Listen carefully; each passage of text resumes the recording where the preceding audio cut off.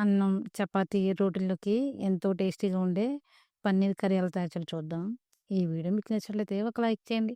అలాగే మీ ఒపీనియన్‌ని కామెంట్ సెక్షన్‌లో తెలియజేయండి. ఇలా ట్రై చేయండి. టేస్ట్ అనేది బావుంటుంది. తక్కువ టైంలో ఈజీగా, టేస్టీగా పన్నీర్ కర్రీని తయారు చేసుకోవచ్చు.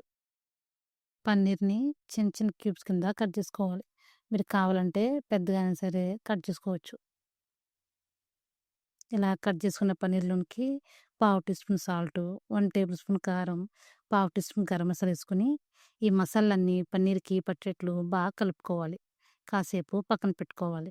స్టవ్ మీద పాన్ పెట్టుకొని 2 టేబుల్ స్పూన్ నూనె పోసుకొని, నూనె అది వేడైన తర్వాత మసాలా కలుపుకున్న పన్నీర్‌ని ఏసుకొని, స్టవ్‌ని సిమ్‌లో లేదా మీడియం ఫ్లేమ్‌లో పెట్టుకొని, రెండు వైపులా టర్న్ చేసుకుంటూ పన్నీర్‌ని ఫ్రై చేసుకోవాలి.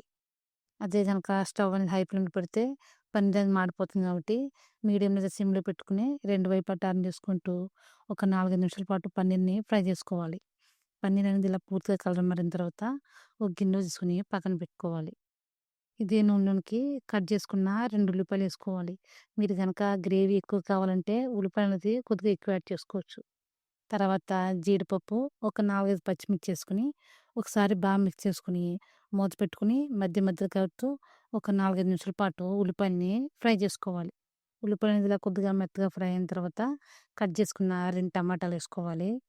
తర్వాత కొద్దిగా సాల్ట్ ఏసుకొని, ఒకసారి బాగా మిక్స్ చేసుకొని, టమాటాలు పూర్తిగా మెత్తగయ్యేంత వరకు ఉడికించుకోవాలి.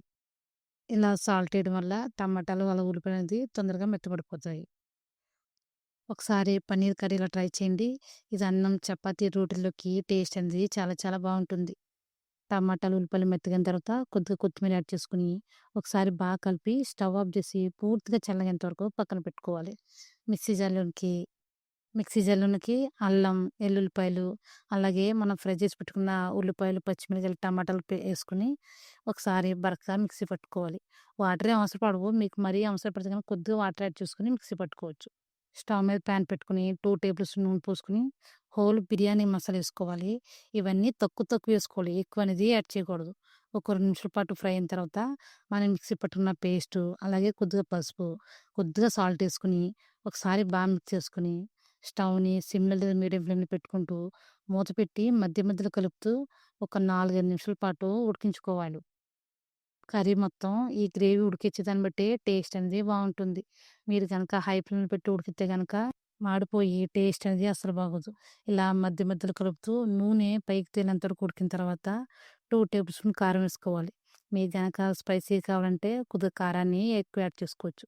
ఒకసారి బాగా కలిపి కొద్దిగా వాటర్ అనేది యాడ్ చేసుకోవాలి.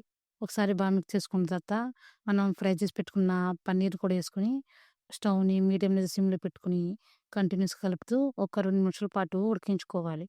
మీరు టేస్ట్ చూసుకొని మీకు గనక ఉప్పు, కారం సరిపోకపోతే కొద్దిగా ఎక్కువ యాడ్ చేసుకోవచ్చు. ఆల్రెడీ మనం పన్నీర్‌లో సాల్ట్ ఏసాము. అలాగే తర్వాత ఉల్లిపాయలు ఫ్రై చేసేటప్పుడు సాల్ట్ ఏసాం కాబట్టి సాల్ట్ అనేది కొద్దిగా చూసుకొని యాడ్ చేసుకోవాలి. ఇలా మధ్య మధ్యలో కలుపుతూ నూనె పైకి తేలేంత వరకు సిమ్ లేదా మీడియం ఫ్లేమ్‌లో పెట్టుకొని ఉడికించుకోవాలి.